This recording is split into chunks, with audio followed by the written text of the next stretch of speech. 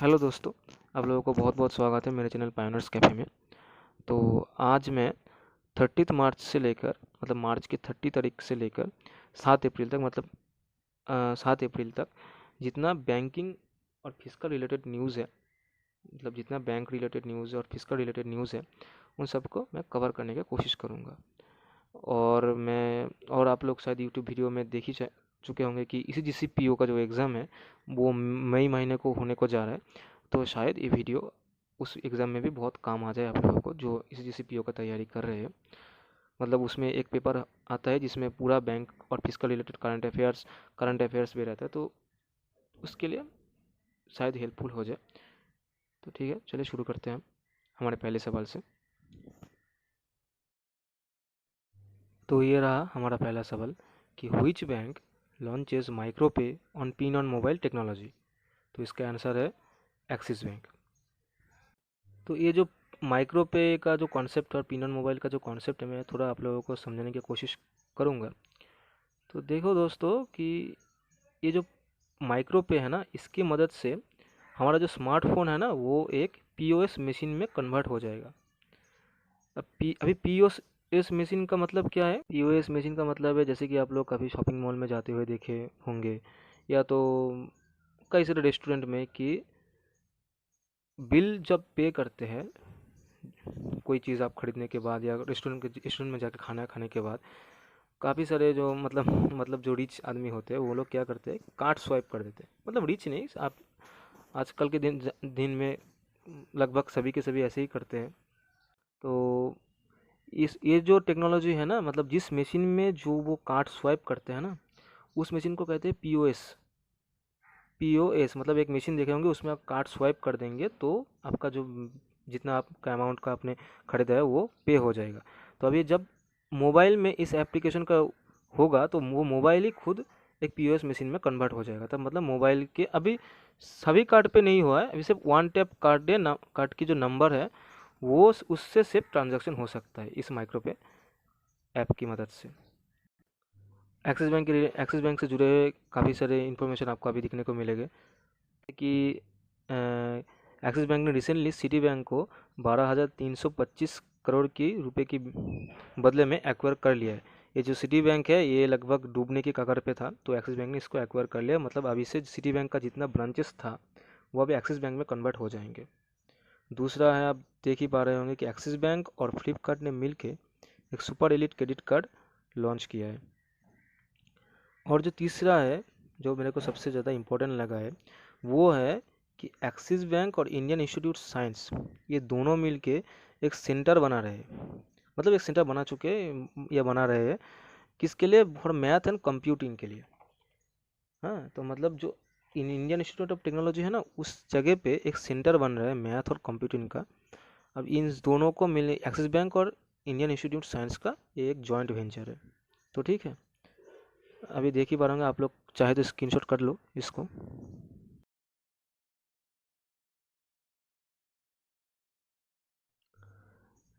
तो ये रहा हमारा जो दूसरा, ये मैं एमसीक्यू की तरह ला नहीं पाया, इसके लिए सॉरी। मैं इसको डायरेक्टली एक न्यूज़ की तरह आप लोगों के सामने लाया हूँ कि इंडिया ने मार्च महीने में एक्सपोर्ट किया है जो अभी तक की पास्ट हिस्ट्री अभी तक के सबसे ज़्यादा हाईएस्ट रहा है।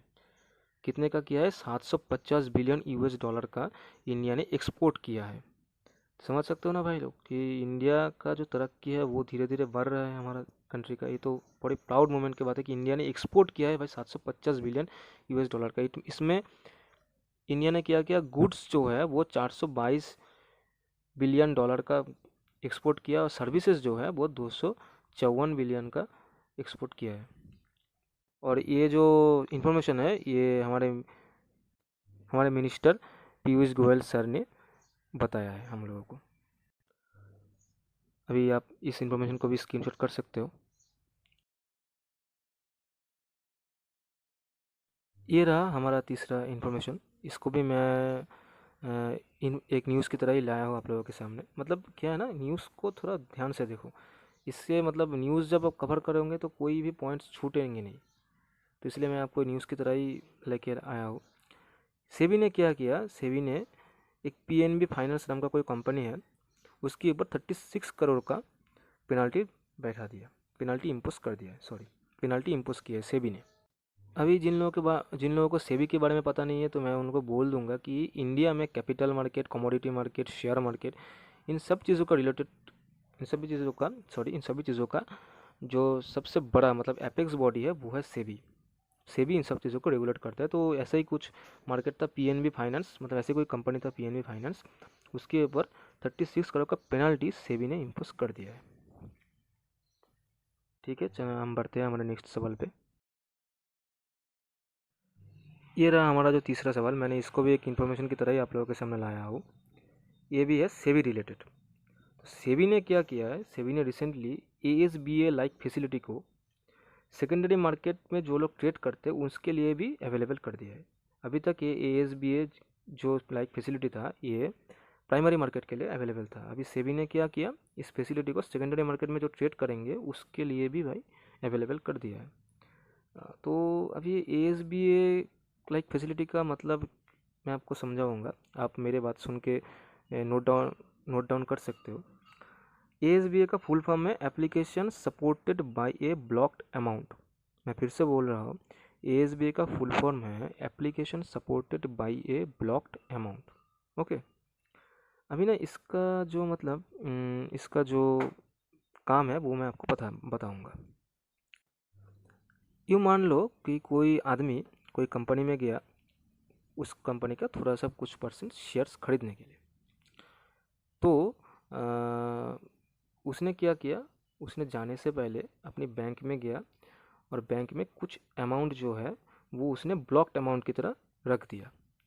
अभी क्या करेगा बैंक, अभी जो मतलब अभी वो आदमी जब कंपनी में जाएगा तो कंपनी को जो वो बैंक डिटेल्स देगा, वो कंपनी उस बैंक में जाके मतलब इन्फॉर्मेशन कलेक्ट करेगा कि इस बंदे ने सच में मतलब इस आदमी ने सच में कोई अकाउंट ब्लॉक किया है कि नहीं, मतलब ब्लॉक्ड अमाउंट में कोई अमाउंट रखे कि नहीं। अभी जब ये कंफर्म हो जाएगा कि हाँ इस इंसान ने रखा है कुछ अमाउंट, तो वो कंपनी जैसे ही उस इंसान को उस कंपनी का शेयर्स या जो इक्विटी वो दे देंगे, वैसे ही तुरंत बैंक भी उसी ब्लॉक्ड अमाउंट को कंपनी के अकाउंट में रिलीज़ कर देंगे। समझ में आया? मतलब ये ऐसा है कि आप मुझे पैसे दो, मतलब ऐसे इतने दिनों तक कैसा था कि चीट होने का चांसेस बहुत कम हो गया दोनों तरफ से ही, एक तो जो इक्विटी खरीदता है और एक कंपनी को भी। मतलब बैंक जो है वो एक मिडिल मैन की तरह काम करेगी इस फैसिलिटी में। मतलब बैंक में कुछ पैसा है, बैंक बोलेंगे कि हाँ आप उसको शेयर्स दे सकते हो, आप जैसे ही शेयर देंगे हम लोग इधर से हमारा अमाउंट आप लोग की अमाउंट आपके अकाउंट में ट्रांसफ़र कर देंगे या रिलीज़ कर देंगे। अभी अगर उस बंदे को इक्विटी नहीं मिलता तो वो पैसा वापस उसकी अकाउंट में आ जाएगा। तो इसमें क्या है, फ्रॉड होने का चांसेस बहुत कम हो जाता है। तो एक बड़ी खुशखबरी है। तो आप भी इसको स्क्रीनशॉट कर सकते हो इन न्यूज़ को। तो हम जाते हैं हमारे नेक्स्ट इन्फॉर्मेशन की तरफ। हमारे देश में जो पब्लिक सेक्टर बैंक है, तो देखो इसमें क्या बोला गया कि public sector banks wrote off 91,000 crore in 9 months of FY 33। मतलब फिजिकल ईयर 2023 में पब्लिक सेक्टर बैंक्स जो है हमारे देश में SBI से लेके SBI बैंक, SBI, UBI, इन सब बैंक ने मिलकर 91,000 करोड़ का जो अमाउंट है वो राइट ऑफ कर चुके हैं। ठीक है, ये भी एक बहुत बड़ा ये भी एक बहुत बड़ा पॉजिटिव साइन है। तो इसमें जो सबसे हाईएस्ट है वो है SBI 17,356 करोड़, फिर दूसरे में आता है UBI 16,497 करोड़, एंड BOB मतलब बैंक ऑफ बड़ौदा 13,032 सॉरी हाँ 13,032 करोड़ अमाउंट जो है वो राइट अप कर चुके हैं।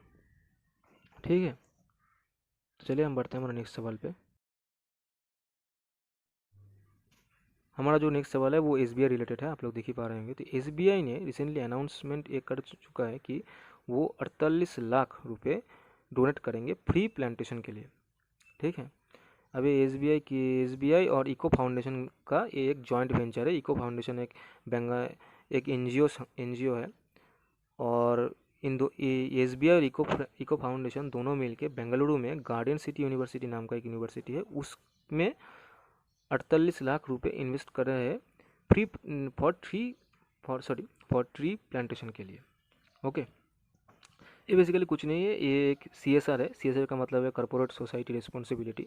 मतलब जो कंपनी 500 करोड़ के ऊपर है ना, उन लोगों को कुछ प्रॉफिट का जो हिस्सा है वो सोसाइटी के लिए मतलब वो क्या बोलते हैं, चैरिटी करना पड़ता है उन लोगों को। तो बस ये एक CSR की तरह भी आप लोग देख सकते हो इसको।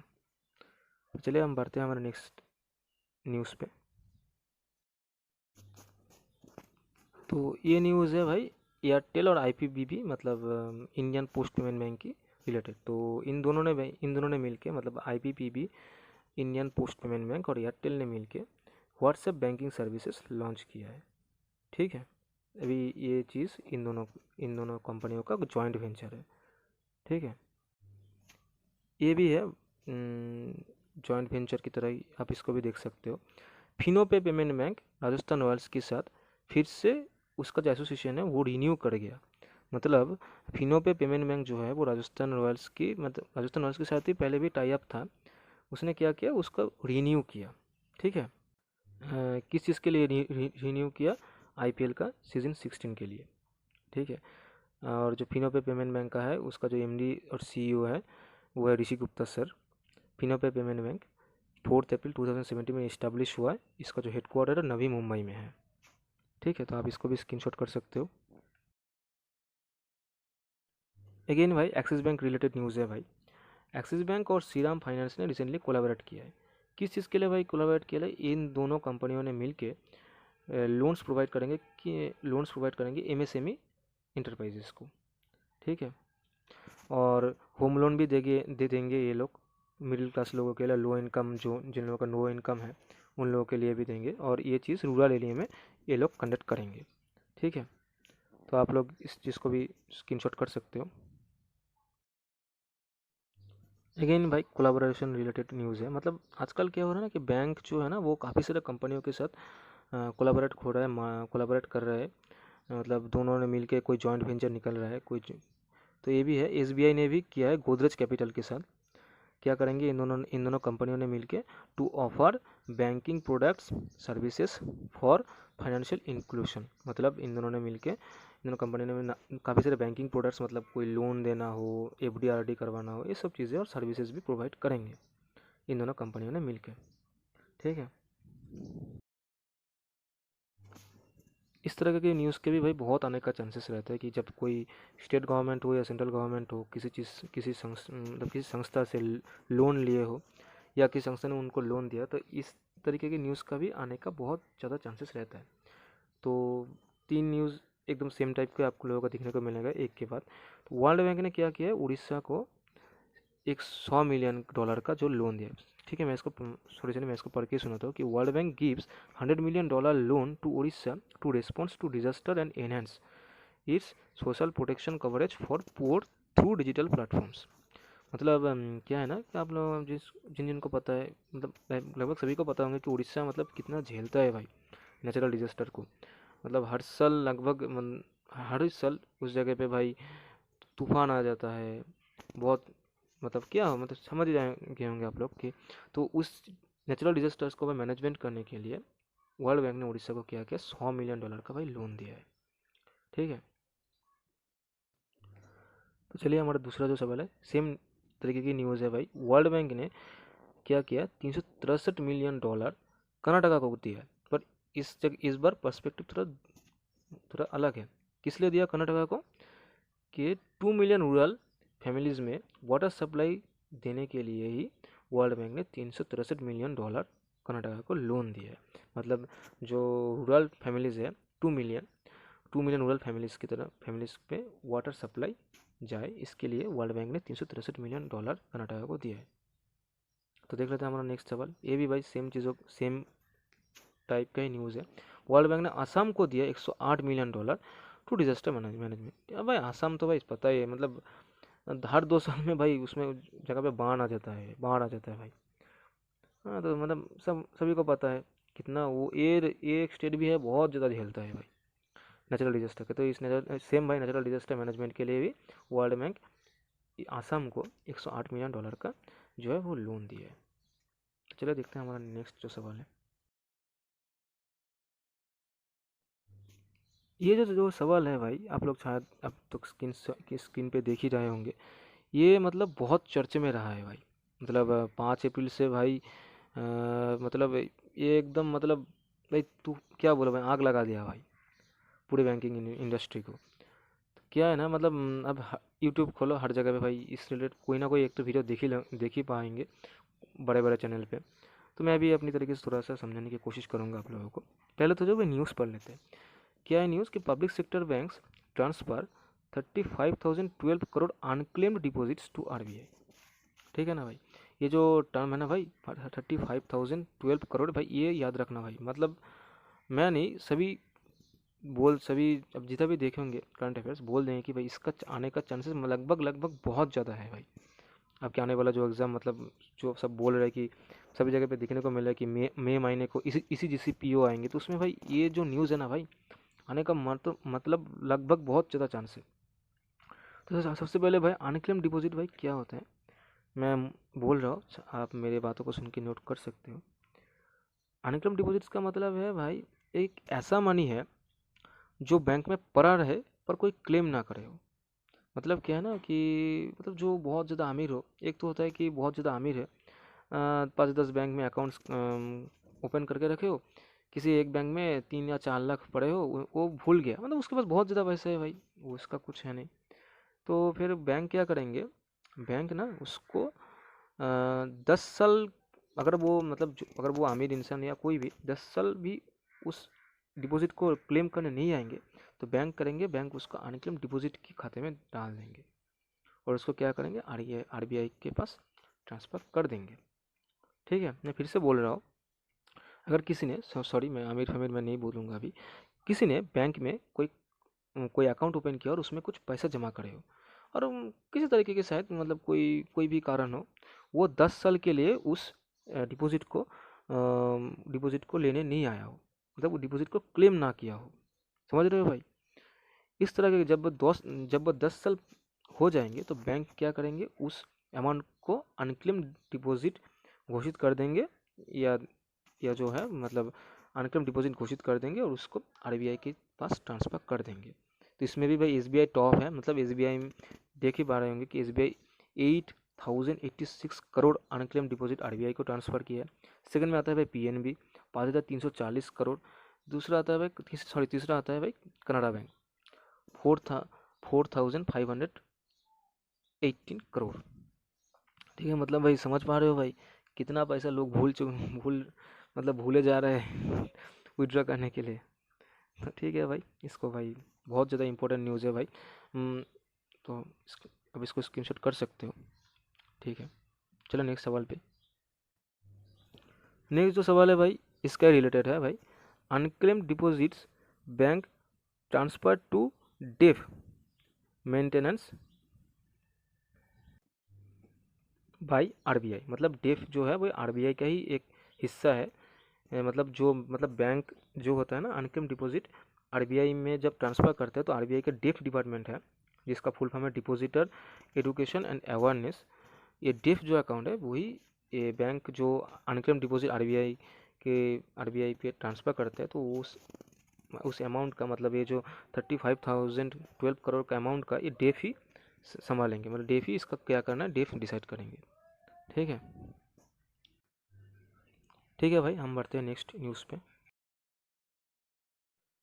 फिर से भाई एक्सिस बैंक को रिलेटेड न्यूज़ है। मतलब एक्सिस बैंक बहुत सुर्खियों में रहा है भाई, मतलब बहुत चर्चे में है कि इस बार क्या किया, एक्सिस बैंक ने फिर से वीसा के साथ टाई अप कर लिया और डिजिटल दुकान नाम का एक सॉफ्टवेयर लॉन्च कर दिया है। किस चीज़ के लिए, टू एम्पावर मर्चेंट्स के लिए, मतलब जो बिजनेसमैन होते हैं ना उन चीज़ को एम्पावर करने के लिए डिजिटल दुकान जो है वो एक्सिस बैंक और वीज़ा ने मिल के लॉन्च किया है। ठीक है, ये भी जो न्यूज़ है ना ये भी भाई बहुत ज़्यादा इंपॉर्टेंट है, मतलब मेरे ओपिनियन में। क्या बोला गया कि भाई सबसे पहले मैं पढ़ के सुना रहा हूँ।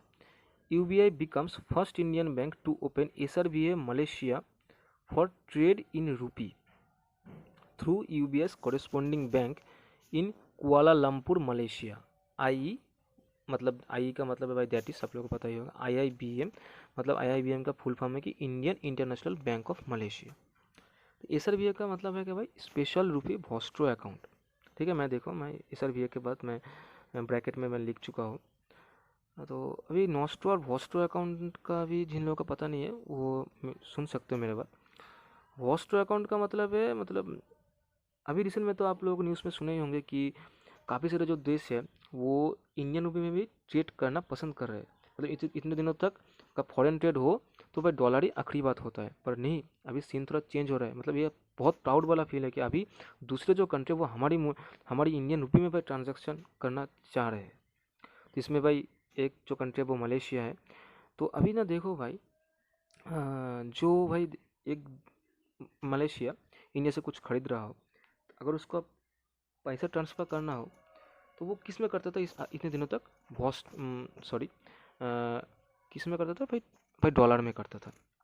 अभी भाई क्या है ना कि भाई इतना पैसा तो कोई हाथ में नहीं देगा ना भाई, बैंक अकाउंट के थ्रू ही तो कोई देगा, कोई कंट्री दूसरे कंट्री को। तो अभी जब डॉलर पे करने का बात आता है किसी बैंक अकाउंट के थ्रू, तब उस अकाउंट को बोला जाता है भाई नॉस्ट्रो अकाउंट।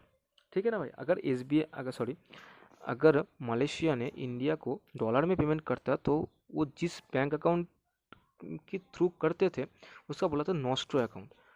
पर जैसे कि अभी मलेशिया इंडियन रुपये में करना चाहते हैं, तो अभी इंडियन रुपये में अगर ट्रेड करना है तो मलेशिया को, मतलब इंडियन रुपये में अगर मलेशिया को पे करना हो इंडिया को, तो वॉस्ट्रो अकाउंट से पे करना पड़ता है। तो UBI ने सबसे पहले UBI को ही लाइसेंस मिल गया, जिसने मलेशिया में जी, मतलब UBI का एक कोरेस्पॉन्डिंग बैंक है कुआलालंपुर मलेशिया में, उसमें एक वॉस्ट्रो अकाउंट ओपन कर दिया। अब मलेशिया उस अकाउंट में इंडिया को इंडियन रुपये में भाई पे करेगा। भाई बहुत प्राउड मोमेंट हो रहा है भाई हमारे इंडिया। ठीक है भाई, आप इसको स्क्रीनशॉट कर सकते हो। और UBI का जो MD है वो मनी मैकले मैम है, हेडक्वार्टर है भाई मुंबई में। तो चलिए बढ़ते हैं हम नेक्स्ट न्यूज़ की तरफ। तो ये रहा आज का हमारा जो लास्ट न्यूज़ है। DG portfolio is launched by DBS bank, DBS bank India, sorry DBS bank India. तो DBS बैंक इंडिया जो है वो DG पोर्टफोलियो लॉन्च किया है।